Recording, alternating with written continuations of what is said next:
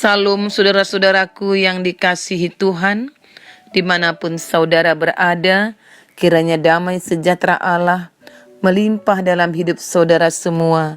Sebelum kita mendengarkan firman Tuhan, mari berdoa. Terima kasih ya Bapa yang baik.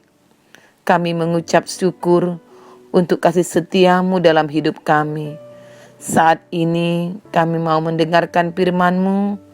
Roh Kudus-Mu menolong kami agar dapat memahaminya. Demi nama Yesus, amin. Firman Tuhan dari 2 Korintus 1 ayat 8 sampai 11. Sebab kami mau saudara-saudara supaya kamu tahu akan penderitaan yang kami alami di Asia Kecil. Beban yang ditanggungkan atas kami adalah begitu besar dan begitu berat, sehingga kami telah putus asa juga akan hidup kami. Bahkan kami merasa seolah-olah kami telah dijatuhi hukuman mati, tapi hal itu terjadi supaya kami jangan menaruh kepercayaan pada diri kami sendiri, tetapi hanya kepada Allah yang membangkitkan orang-orang mati. Dari kematian yang begitu ngeri, Ia telah dan akan menyelamatkan kami. Kepadanya kami menaruh pengharapan kami bahwa Ia akan menyelamatkan kami lagi. Karena kamu juga turut membantu mendoakan kami, supaya banyak orang mengucap syukur atas karunia yang kami peroleh berkat banyaknya doa mereka untuk kami. Tema kita, jemaat mendoakan hamba Tuhan. Saudara-saudaraku, sebagai hamba Tuhan, Rasul Paulus telah mengalami berbagai kesulitan dan penderitaan di dalam pelayanannya memberitakan Injil. Tuhan mengizinkan hal ini terjadi karena Tuhan ingin agar Paulus terus bertumbuh lebih dalam Kristus. Saudara-saudaraku, dalam suratnya kepada jemaat di Korintus yang kedua ini, Paulus memberitahukan apa yang sedang dialaminya di dalam pelayanannya, bagaimana kesedihan dan frustasinya, penderitaan secara fisik dan mental yang sedang dihadapinya. Khusus pada pembacaan kita melihat apa yang dituliskan oleh Rasul Paulus tentang gambaran penderitaannya. Pertama, penderitaan yang dialami Paulus di Asia Kecil ini dilukiskan bagaikan beban yang besar dan teramat berat yang ditanggungkan kepadanya. Kedua, penderitaan yang hampir-hampir membuat Paulus putus asa dengan hidup yang dijalaninya. Ketiga, penderitaan membuat Paulus seperti orang yang dijatuhi hukuman mati. Dan keempat, penderitaan yang dekat dengan kematian yang ngeri. Inilah semua yang dirasakan oleh Rasul Paulus sebagai hamba Tuhan yang juga adalah manusia biasa. Seorang hamba Tuhan yang membutuhkan sokongan, dukungan dari orang lain, terutama jemaat yang dilayani.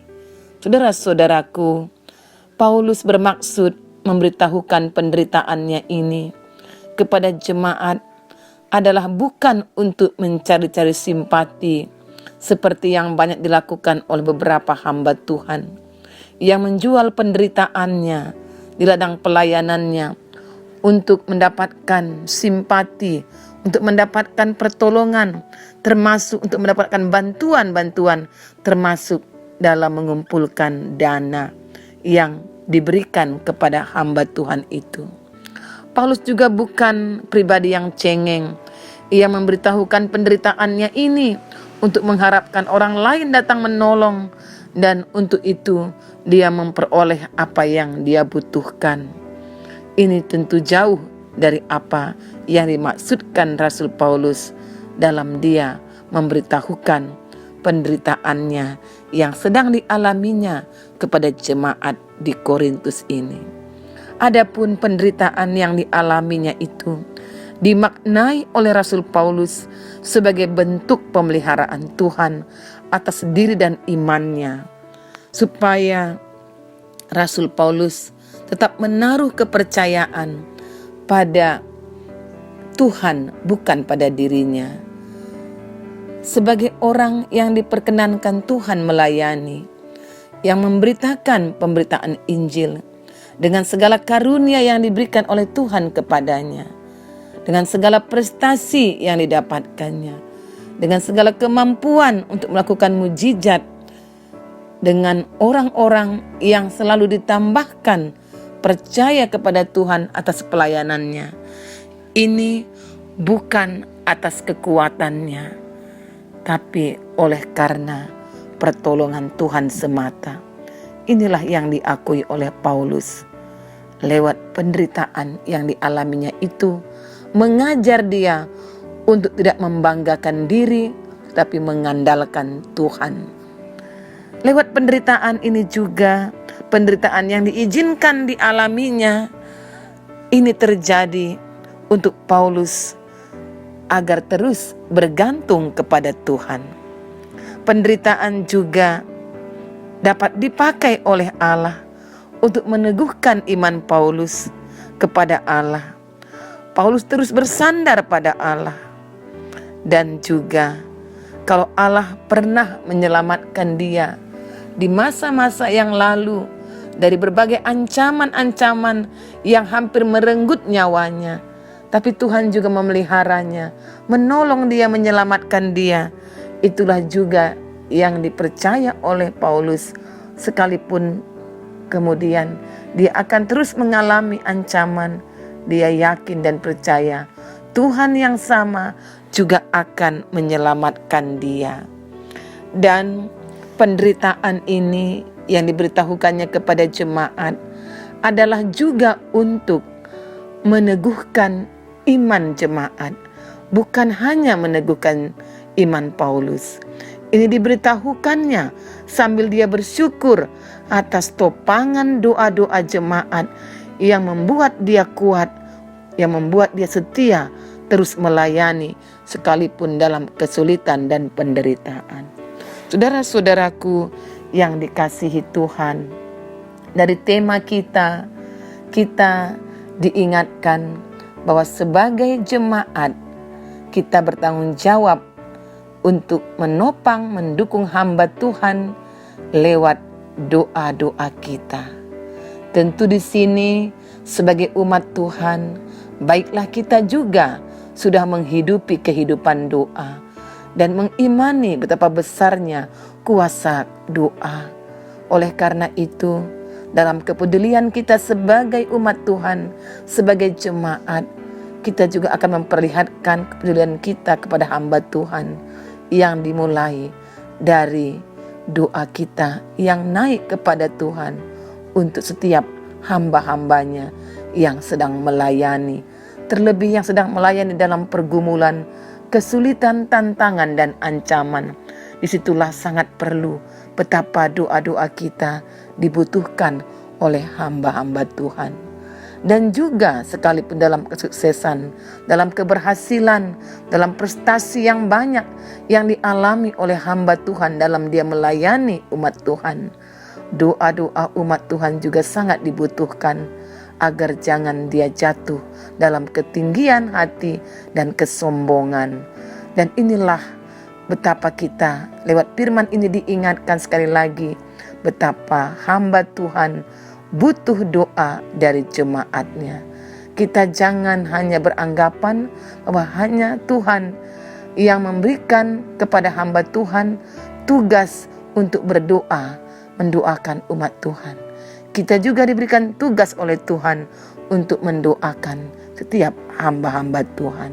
Saudara-saudaraku, Paulus menyadari betapa pentingnya topangan doa dari jemaat, seperti pengalamannya pada surat-suratnya di surat-surat yang lain. Secara khusus Kolose 4 ayat 3 berkata, "Berdoa jugalah untuk kami, supaya Allah membuka pintu untuk pemberitaan kami, sehingga kami dapat berbicara tentang rahasia Kristus yang karenanya aku dipenjarakan. Paulus menyadari betapa pentingnya topangan dari doa jemaat. Dia sangat membutuhkan doa dari jemaat agar pintu yang menghalangi pelayanannya terbuka. Inilah yang dimaksudkan, betapa jemaat perlu mendukung hamba-hamba Tuhan. Sementara dalam Kisah Para Rasul, ketika Petrus ditahan, pada malam hari sebelum Petrus dihadapkan untuk dihakimi di depan orang banyak, malaikat Tuhan datang membebaskannya. Tentu malaikat di sini adalah cara Tuhan dalam memperlihatkan kuasanya, menolong membebaskan Petrus. Tapi juga di sini dikisahkan betapa peran jemaat yang berdoa untuk keadaan Petrus di penjara. Sungguh kita dapat melihat kuasa doa. Kisah Para Rasul 12 ayat 5 berkata, demikianlah Petrus ditahan di dalam penjara, tetapi jemaat dengan tekun mendoakannya kepada Allah. Doa jemaat yang dipanjatkan dengan tulus kepada para hamba Tuhan ternyata cukup kuat menggerakkan hati Allah untuk berbelas kasih, memuluskan dan melancarkan pelayanan para hamba Tuhan. Doa jemaat sangat mempengaruhi pelayanan dari seorang hamba Tuhan. Oleh karena itu, janganlah cepat-cepat menghakimi dan menyalahkan seorang hamba Tuhan kalau masih kita temukan kekurangan-kekurangannya dalam pelayanannya, termasuk pelayanannya di gereja kita. Marilah bercermin terlebih dahulu, apakah kita sudah mendoakannya, mendukungnya dalam pelayanan seorang hamba Tuhan itu. Saudara-saudaraku, seorang hamba Tuhan dapat mengalami kemerosotan rohani, itu juga perlu kita doakan. Kita perlu untuk menopang dia agar kembali semangat untuk menghidupi kehidupan rohaninya. Oleh karena itu doa-doa kita juga sangat perlu ketika keadaan seorang hamba Tuhan dalam kelemahan. Janganlah berkata, kenapa seorang hamba Tuhan juga lemah? Itu tidaklah demikian. Seorang hamba Tuhan juga adalah manusia. Dia perlu topangan dari kita umat Tuhan yang berdoa baginya. Saudara-saudaraku, mari kita melihat betapa pentingnya dukungan dan doa-doa kita bagi para hamba Tuhan demi kemajuan pelayanan dan demi semakin berkobarnya api semangat pelayanannya. Oleh sebab itu, marilah kita dukung dan doakan para hamba Tuhan dalam pelayanan mereka. Jangan sampai hanya mencari-cari kesalahan dan kekurangan saja. Jika ada yang kurang, mari untuk langsung dapat mendukungnya dalam doa. Dan biarlah jikalau kita mau memperkatakan kekurangannya, katakanlah itu penuh kasih, teguran kasih. Karena kita sangat mengasihi seorang hamba Tuhan. Karena dia adalah hamba yang telah diurapi oleh Tuhan sendiri. Oleh karena itu terakhir saudara-saudaraku, biarlah semuanya kita bertanggung jawab untuk berdoa bagi hamba Tuhan. Karena kehidupan jemaat yang sehat adalah kehidupan jemaat yang berdoa untuk hamba-hamba Tuhan. Hamba-hamba Tuhan juga yang berdoa untuk umatnya. Mari berdoa. Terima kasih Bapa, kami sudah mendengar firman-Mu. Biarlah kami diingatkan untuk terus berdoa bagi setiap hamba-hamba Tuhan. Demi nama Yesus, amin. Salam saudara-saudaraku, Tuhan Yesus memberkati.